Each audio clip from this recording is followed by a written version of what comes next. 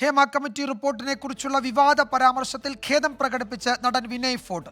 ഗൗരവമേറിയ റിപ്പോർട്ടിൽ പ്രതികരിക്കേണ്ട രീതിയിലായിരുന്നില്ല തന്റെ ശരീരഭാഷയെന്നും ആരെയെങ്കിലും അത് വേദനിപ്പിച്ചിട്ടുണ്ടെങ്കിൽ ക്ഷമ ചോദിക്കുന്നുവെന്നും വിനയ് ഫോർട്ട് പറഞ്ഞു.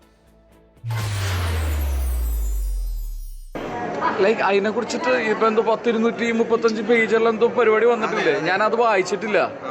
ഇത്ര സമയമുള്ളതുകൊണ്ട് അതിന്റെ ഇടയിൽ വേറെ ഒരുപാട് പരിപാടി ഉണ്ടവനെ. ഹേമ കമ്മിറ്റി റിപ്പോർട്ട് പുറത്തുവന്നതിനു പിന്നാലെ നടൻ വിനയ് ഫോർട്ടിന്റെ ഈ പ്രതികരണം വിവാദമായിരുന്നു.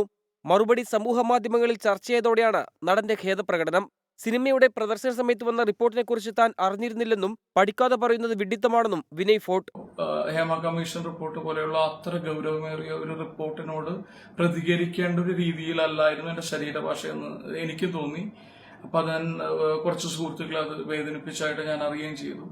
അപ്പോൾ ഞാൻ അങ്ങനെ എൻ്റെ പ്രതികരണം ആരെങ്കിലും വിഷമിപ്പിച്ചിട്ടുണ്ടെങ്കിൽ ഞാൻ ക്ഷമ ചോദിക്കുന്നു. പറഞ്ഞ കാര്യങ്ങളിൽ ഒരു ഭാഗം മാത്രമാണ് പ്രചരിക്കുന്നതെന്നും വിനയ് ഫോർട്ട്. 24 കൊച്ചി.